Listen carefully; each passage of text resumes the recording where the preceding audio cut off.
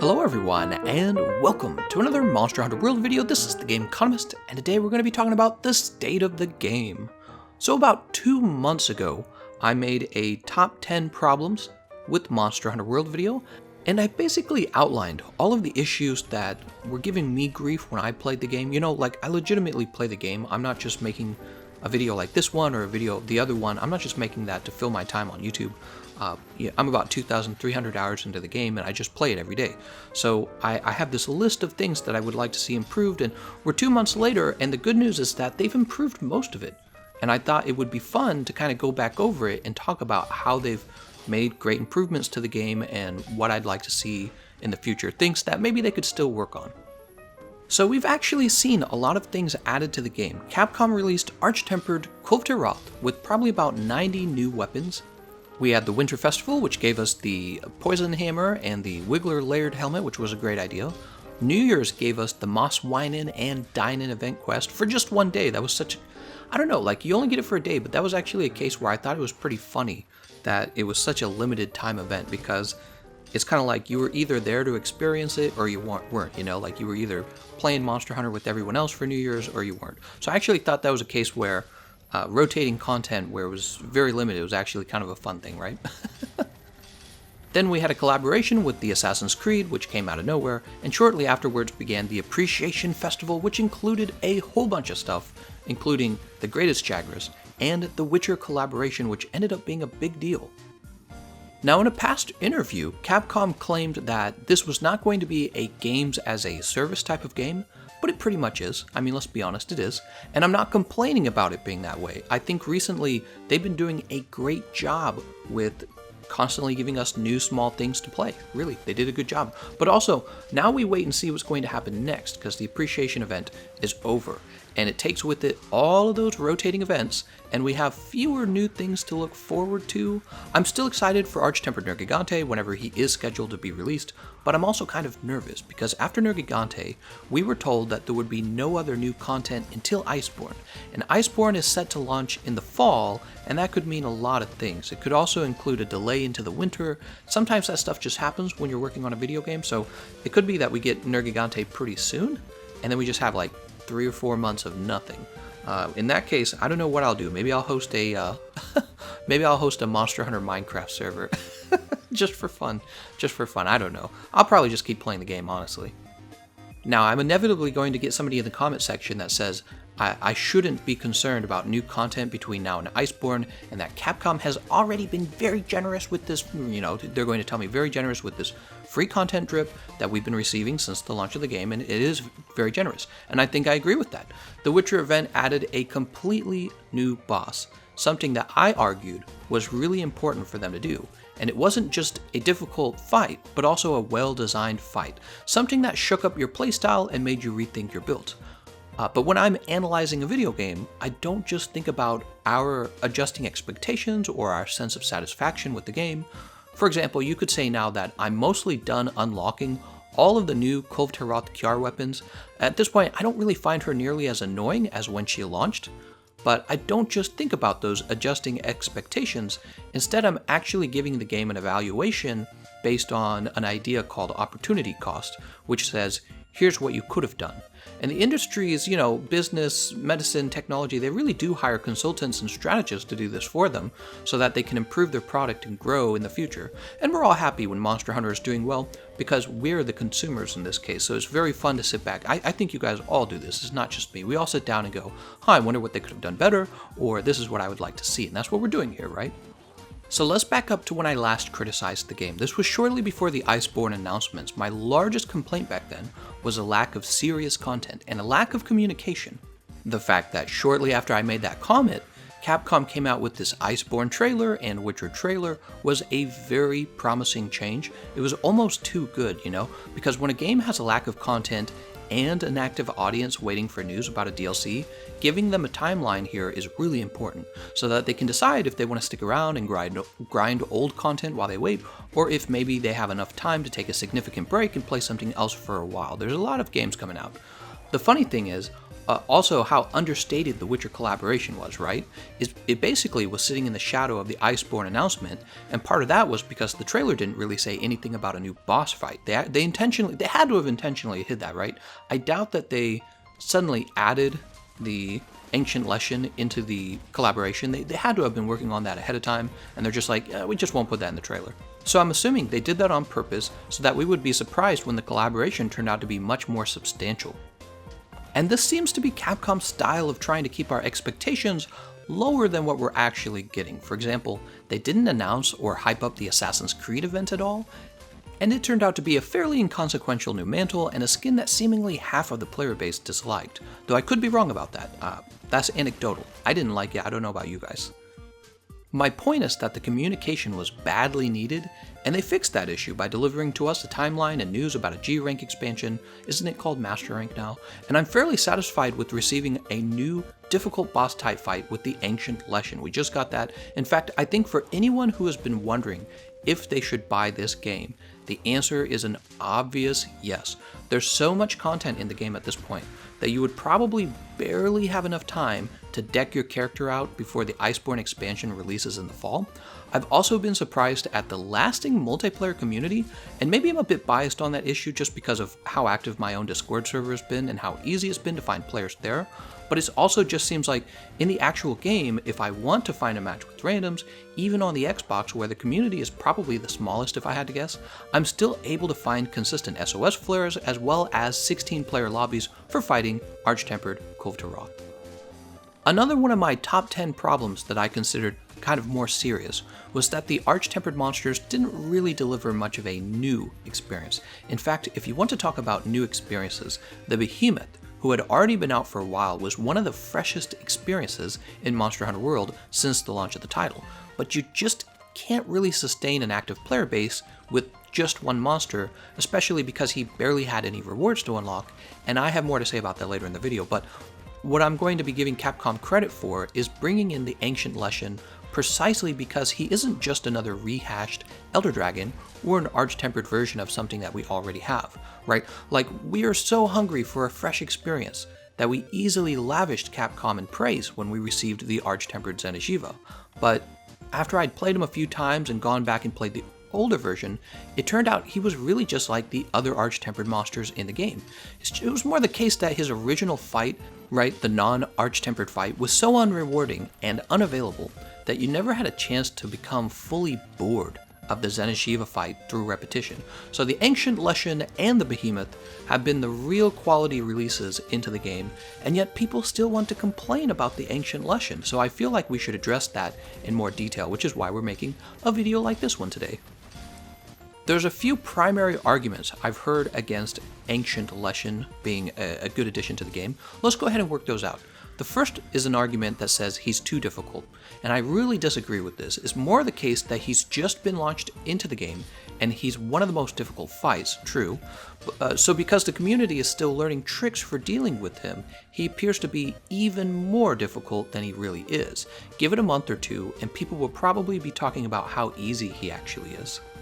For example, I'm working on my strategy guide for fighting the Arch-Tempered Leshen, and that'll probably be out in a few days. When it is out, there's a lot of tips I have in there for you, and it's probably going to make the fight significantly easier for the community, and as people figure it out, you really start to feel like, wow, he was never that hard to begin with. The second argument that I hear a lot is that he just has too much health. Okay, from a numbers perspective, I can see how you came to this conclusion, but also, have you gone and watched those sub 4 minute speedruns against him? Right, those exist. Speedrunners, they're skilled players. They're actually mostly just players who really understand the game very well. And so from your perspective, the Ancient Leshen's health pool is too large. The reality is that he can be defeated in about 4 minutes if you just plan accordingly and you have a team that understands his, what are his weaknesses. But let's say you don't have a team of coordinated players to help you, and you're going to be fighting him with a group of randoms, some of whom may or may not have dubiously bad builds or questionable player skills. Even in that case, if you win against the Ancient Leshen, it probably took you about 30 minutes. You know who else takes about 30 minutes to defeat? Arch-Tempered Kulvtaroth.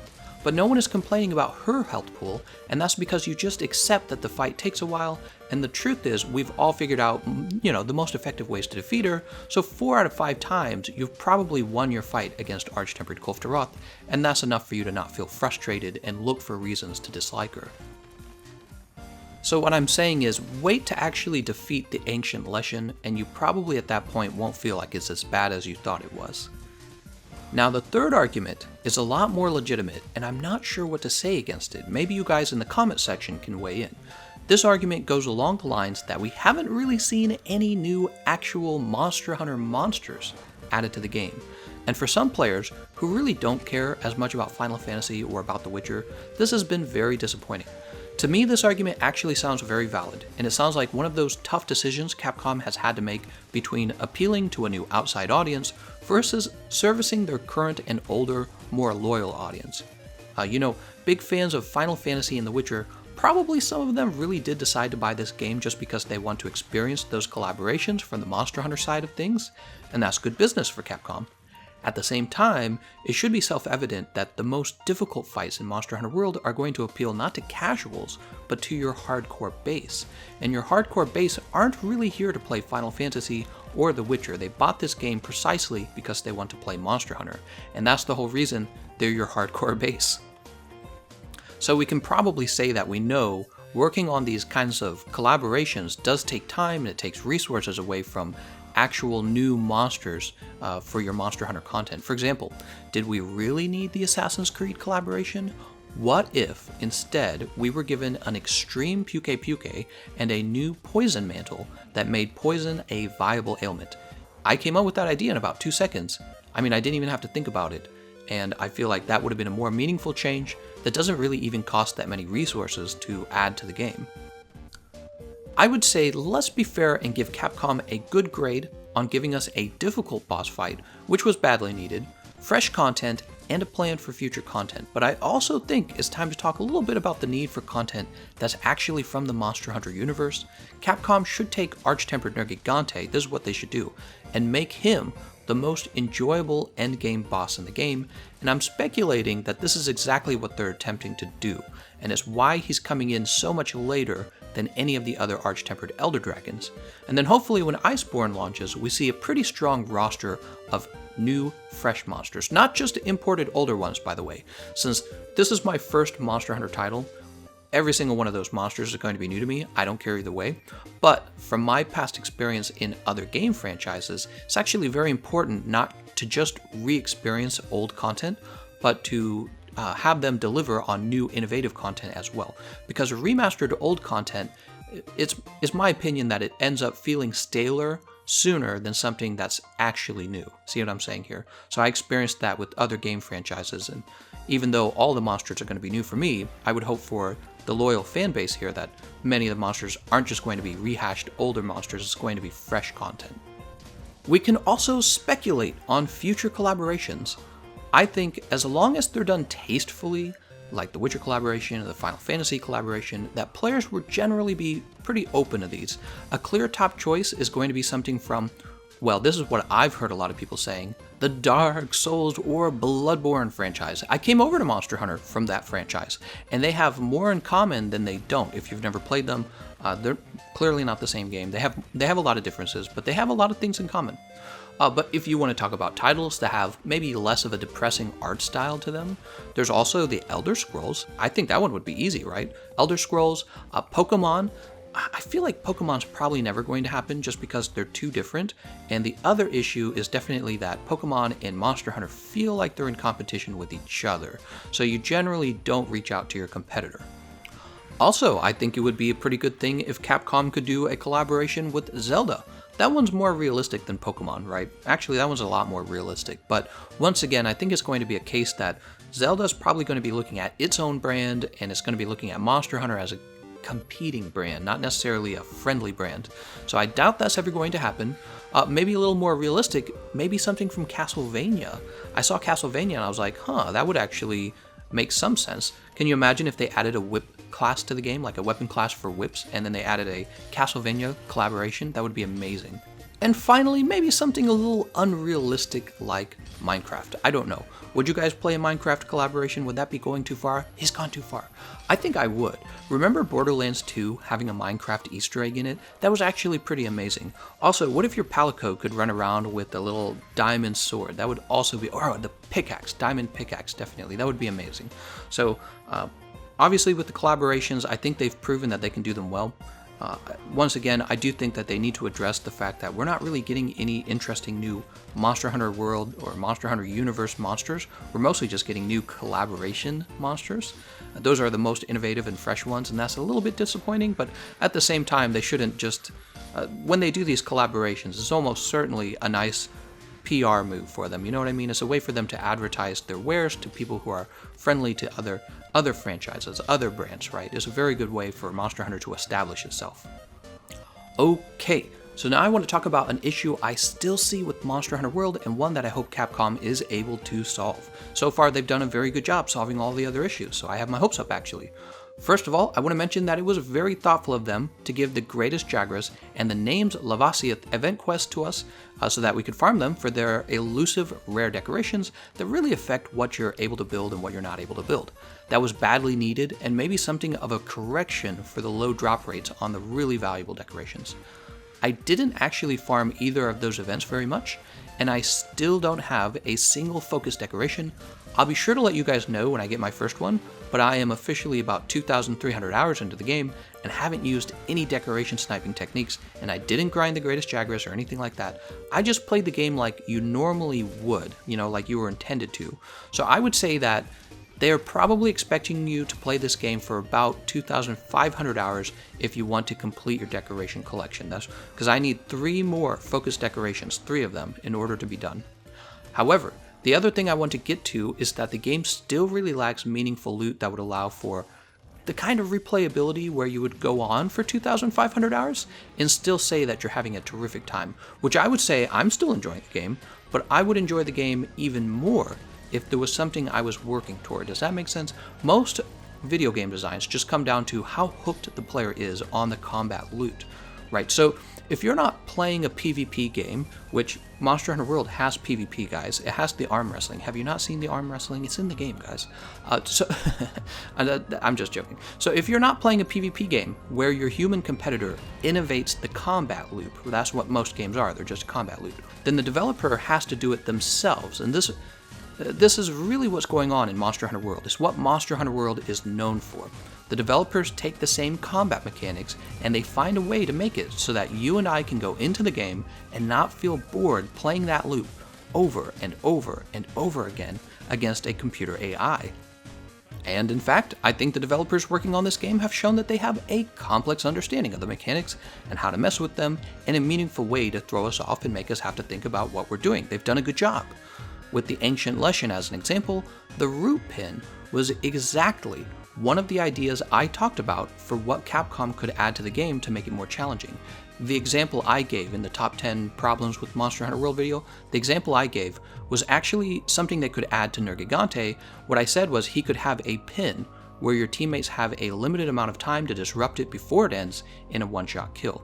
And what do you know? They've added this idea to the game with the Ancient Leshen in a really fun way that especially adds an extra layer of challenge for solo players who aren't allowed to be grabbed at all, or it's going to ruin their run. So seeing that Capcom is making these same introspective evaluations about their own game mechanics is very encouraging.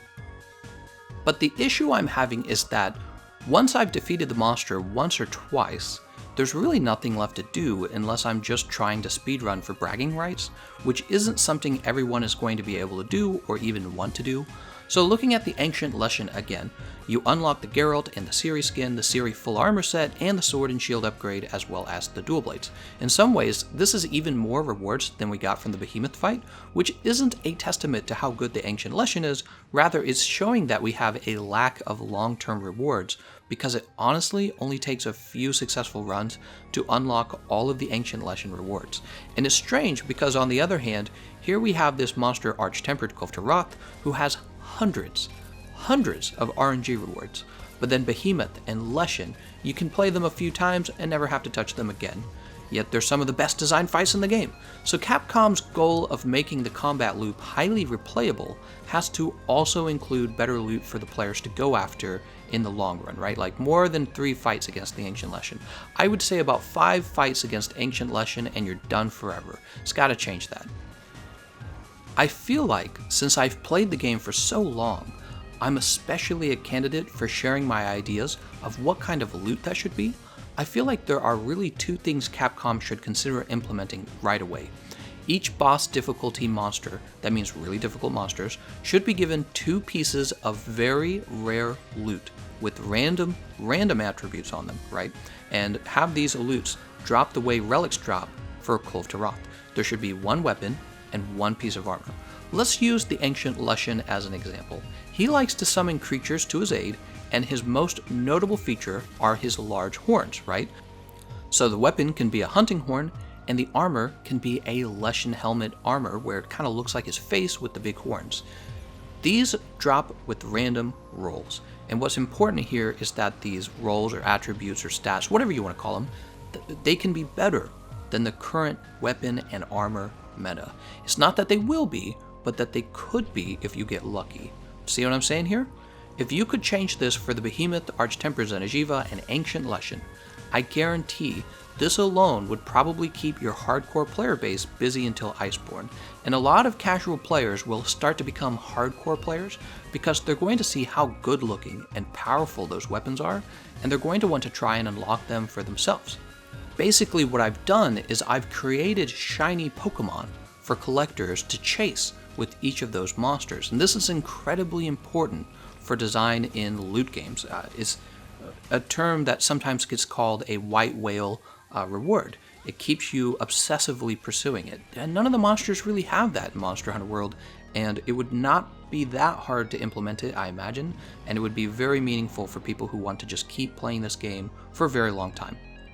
Not to mention another thing, Capcom has had so much success with Monster Hunter World, they really should be thinking about loot that you can earn in this copy of the game, and it transfers to the next copy of the game. I don't know exactly what that would look like. It would have to look like something that you own for bragging rights only, not something that makes you too powerful.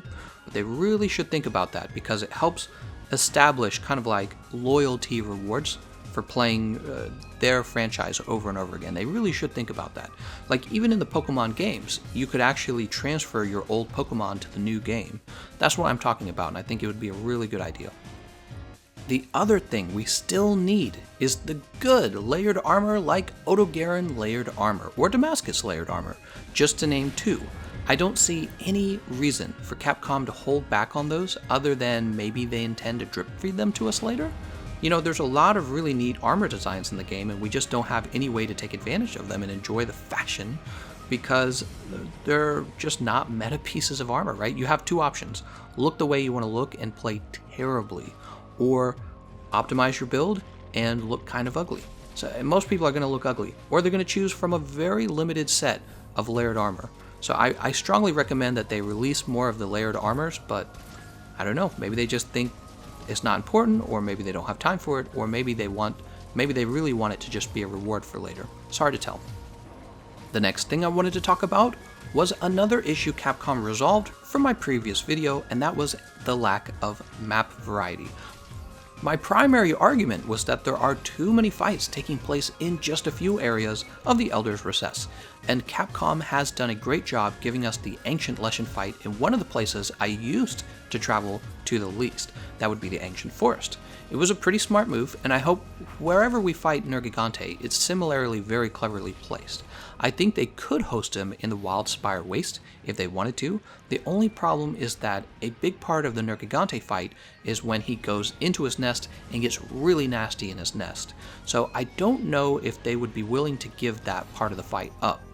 But you know what I think would be a really cool idea that they haven't tried out yet?